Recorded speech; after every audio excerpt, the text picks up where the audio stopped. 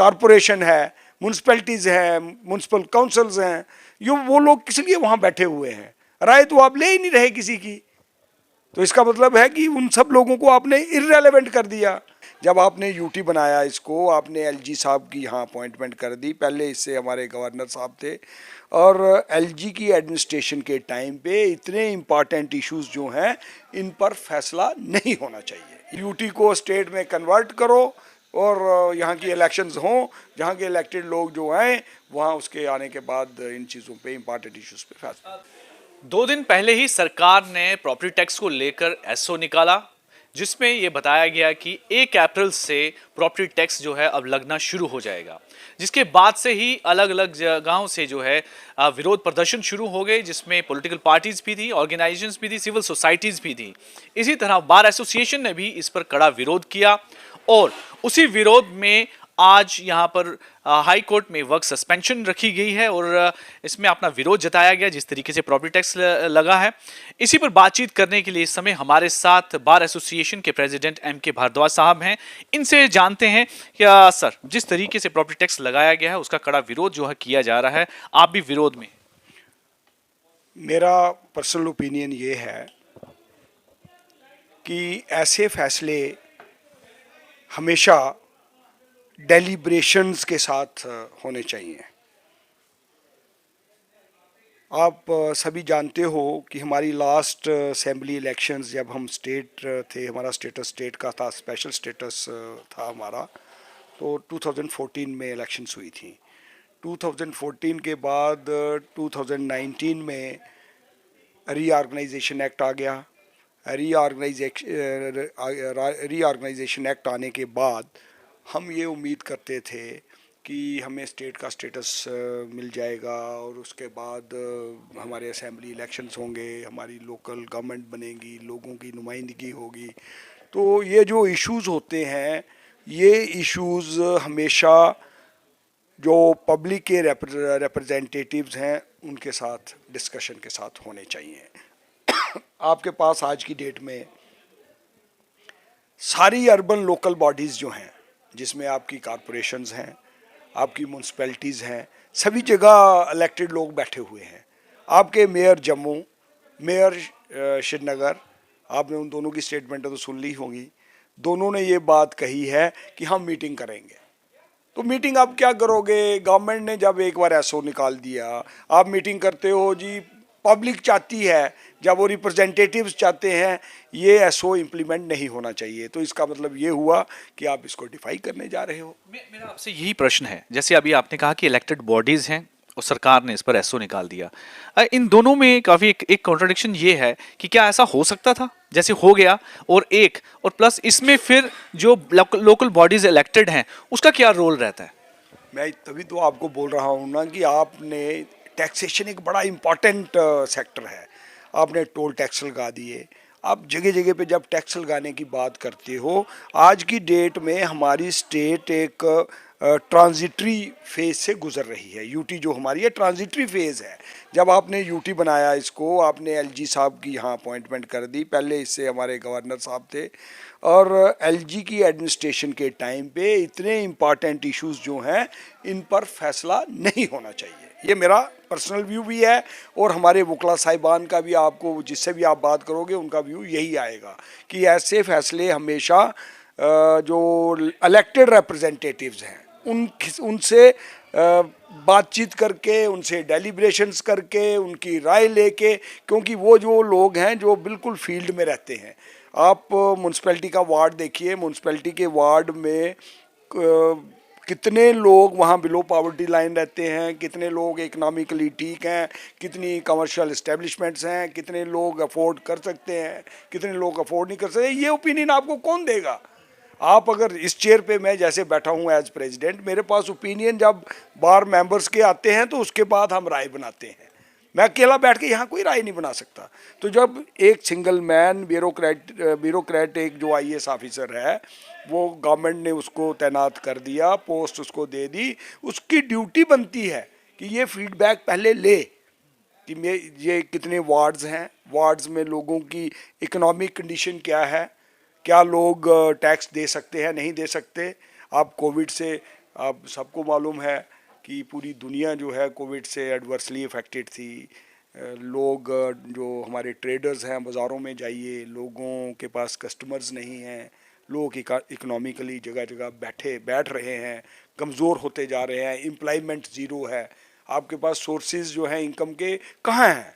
Source कहाँ है income का? इसी पर मेयर ने भी एक बात कही थी कि हमें ज़रा से ज़रा रेवेन्यू चाहिए, उसके लिए ये ज़रूरी था कि प्रॉपर्टी टैक्स लगाना ज़रूरी है। क्योंकि सेंट्रल गवर्नमेंट से कुछ ग्रांट मिलनी होती हैं, वो हमको ग्रांट नहीं मिलती हैं, जिससे लोकल बॉडीज़ में जो डेवलपमेंट करवानी होती है नहीं करवा सकते हैं। और रेवेन्यू भी प्रॉपर्टी टैक्स एक ऐसा ज़रिया था जिससे म्यूनसिपलिटी को भी जो है एक रेवेन्यू जनरेशन होती। इस पर आप क्या? अगर तो मेयर साहब ने ये बात कही है तो इसका मतलब है मेयर की राय जो है वो ली गई है। ये जो एसओ इशू हुआ है, फिर मेयर को ये बात नहीं कहनी चाहिए कि मैं मीटिंग करूंगा और मीटिंग में जो फैसला होगा उस फैसले के बेसिस पे हम इसकी प्रॉपर्टी टैक्स की बात करेंगे। तो मुझे लगता है कहीं ना कहीं कोई गैप है, एग्जैक्ट जो पोजीशन है वो लोगों तक नहीं पहुंच रही है। Actually, जब ये स्टेटमेंट उनकी आई, जिस तरह जो मैं बताया मैंने, तो उसके बाद उन्होंने सिर्फ ये कहा कि नहीं, फिर भी हम बैठेंगे, जो भी काउंसलर मिलके बात डिसाइड करेंगे वो होगा। लेकिन अभी वो डिसाइड करने की कुछ दिन की ही पहले की बात है कि उसके बाद ये अचानक से नोटिफिकेशन आ जाती है। ऐसे में आपको क्या लगता है कि जो म्युनिसिपल कॉरपोरेशंस की वैलिडिटी क्या है? खत्म हो गई, खत्म हो गई। अगर आप इलेक्टेड बॉडी हो, अगर आप टैक्सेशन की कोई बात चल रही है, गवर्नमेंट करना चाहती है, तो एटलीस्ट इनको राय पहले लेनी चाहिए थी, इनसे रिजॉल्व करवाना चाहिए था कि कितना टैक्स लगना चाहिए। फैसला तो पहले ही सेक्रेटरीट में हो गया, अब ये क्या राय देंगे उस पर? वही एक चीज जानना चाहूंगा कि क्या कानूनन कोई तरीका है, जिस तरीके से एसओ निकल गया उसके बाद क्या इनके पास कोई ऑप्शन बचता है? जितनी भी कॉरपोरेशन हैं। मैं ये कहता हूँ कि डेमोक्रेसी में हमारा हमारा कंट्री जो है ये दुनिया की एक सबसे बड़ी डेमोक्रेसी है, जमहूरियत है। इतने बड़े डेमोक्रेटिक कंट्री में कंट्री चलती है, डेमोक्रेसी पार्लियामेंट चलाती है, जो भी इम्पॉर्टेंट इश्यूज होते हैं वो पार्लियामेंट में उन पे डिबेट हो जाती है। जो स्टेट्स हैं वो स्टेट असेंबलीज चलाती हैं। यूटी में भी असेंबलीज हैं, इलेक्टेड लोग बैठे होते हैं। कॉरपोरेशन है, म्यूनसिपैलिटीज़ हैं, म्यूनसिपल काउंसिल्स हैं। ये वो लोग किस लिए वहाँ बैठे हुए हैं? राय तो आप ले ही नहीं रहे किसी की। तो इसका मतलब है कि उन सब लोगों को आपने इररेलेवेंट कर दिया।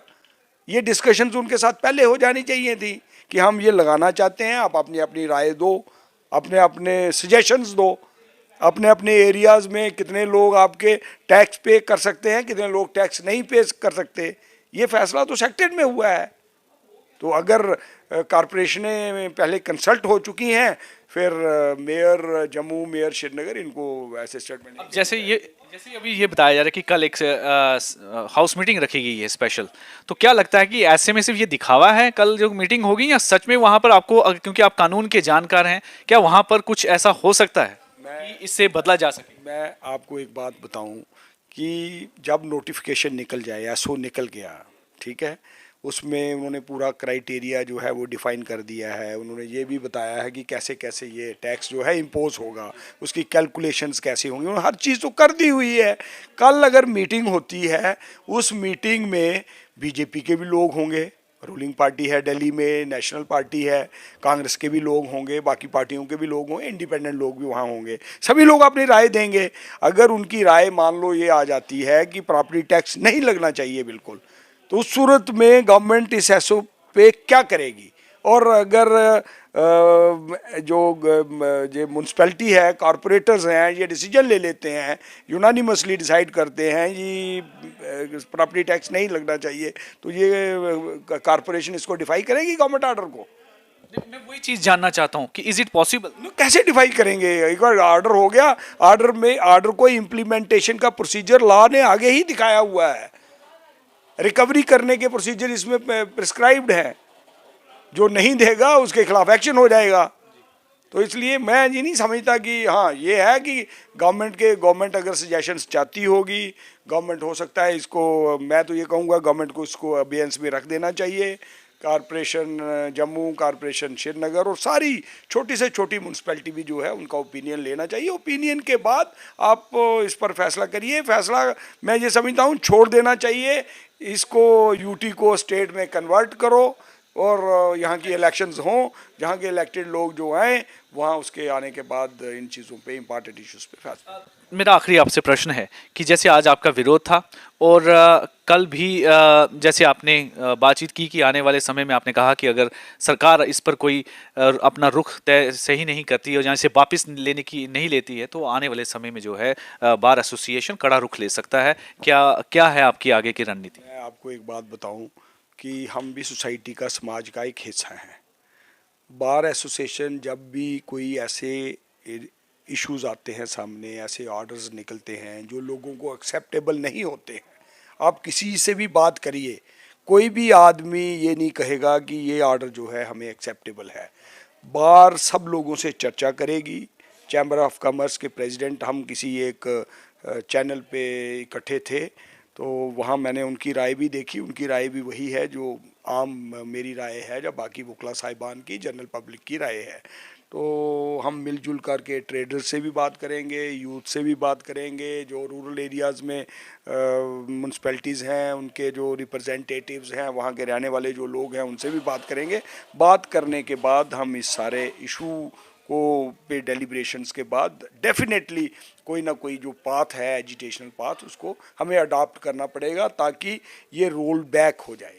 ये अबियंस में रहना चाहिए जब तक पॉपुलर गवर्नमेंट जो है हमारी इस यूटी के अंदर इंस्टॉल नहीं होती। व्यूज टुडे के साथ बातचीत करने के लिए बहुत बहुत धन्यवाद। Thank you ji, thank you. जी तो आपने जैसे सुना कि बार एसोसिएशन के प्रेसिडेंट एम के भारद्वाज साहब ने साफ क्लियर बताया कि इसे अभी तक जो है सरकार को अबेंस में रखना चाहिए।